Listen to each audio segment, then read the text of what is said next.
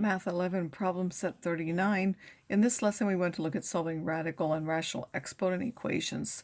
So to solve any one of these, you're going to isolate the radical or rational root expression on one side if there's only one.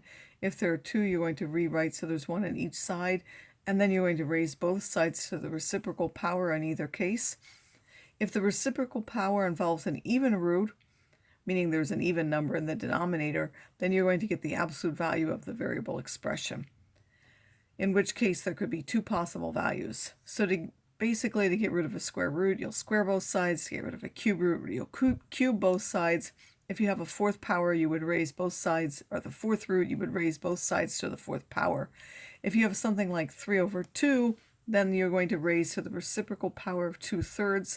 Since the denominator is odd, there's only one possible answer. If you have the power of 4/3, you would raise both sides to the 3/4, but since the denominator is even, you'll get the absolute value, so there will be two possible answers.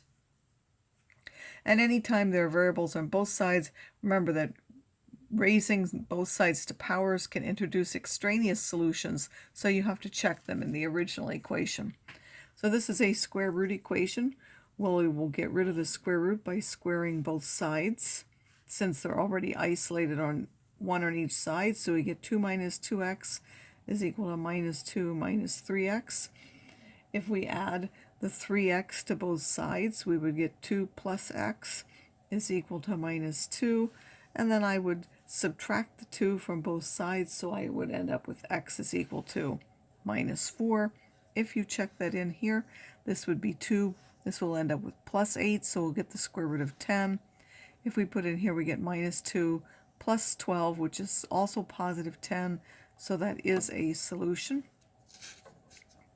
For this one, again, the square root is isolated on a side by itself, so we will square both sides. We get 5p is equal to p squared. You don't want to divide by any variables because that can remove valid solutions. Instead, you want to take everything to one side of the equation, like this. Then you're going to factor if you can, or if not, you would use the quadratic formula. You would have p minus 5 is equal to 0. So the solutions are p equals 0 and p equals 5. If you put 0 in here, this is the square root of 0, which is just 0, so it does equal 0. If you put in 5, that's the square root of 25, and it does equal 5. So both of those are actually solutions. Again, this has the square root on a side by itself. So I would square this side and square this side.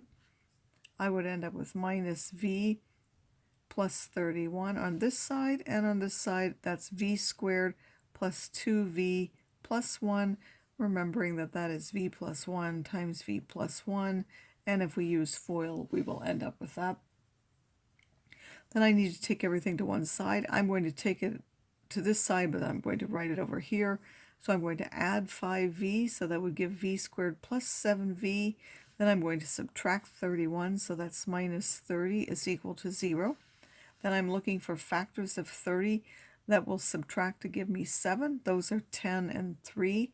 So v plus 10 and v minus 3, because 10 minus 3 is what gives me 7, is equal to 0. So now v is equal to minus 10 and positive 3.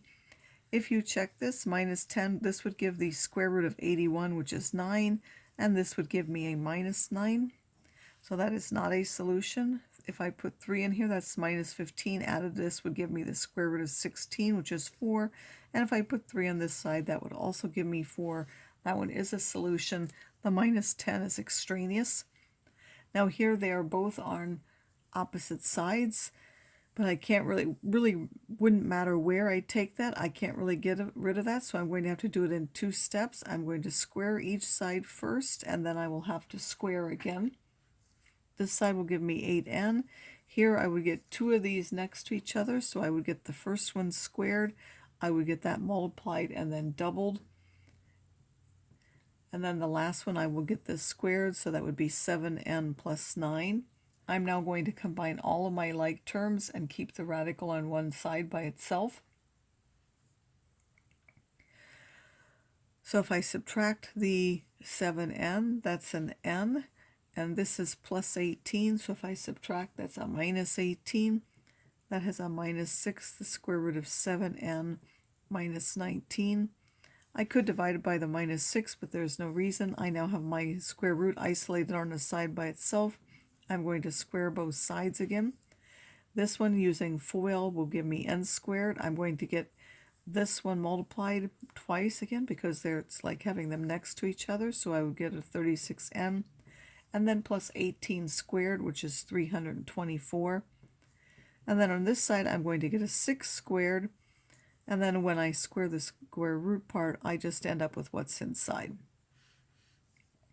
I'm going to write that out and simplify. So n squared minus 36n plus 324.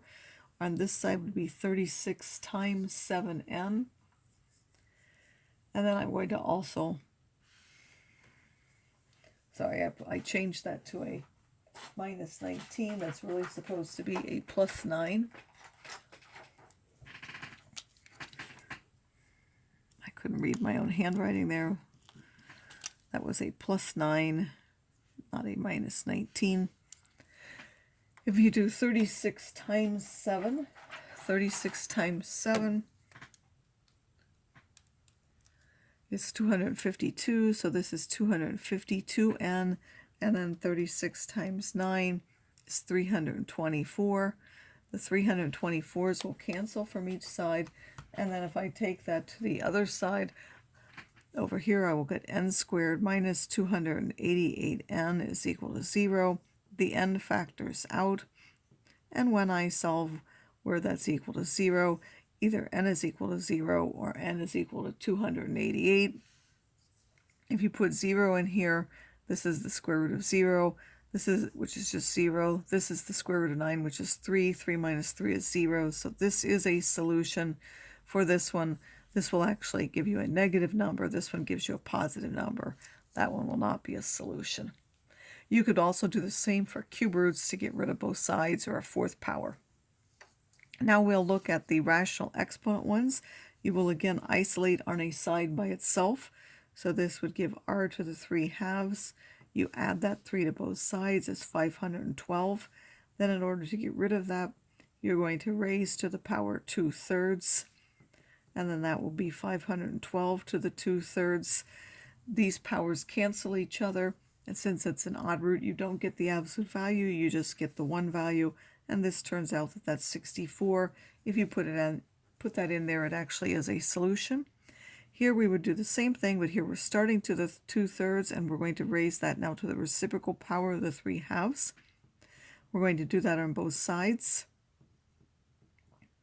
But because this is now an even root, when we take an even root of that, we actually end up with the absolute value of what's inside. So 4 to the 3 halves is 8.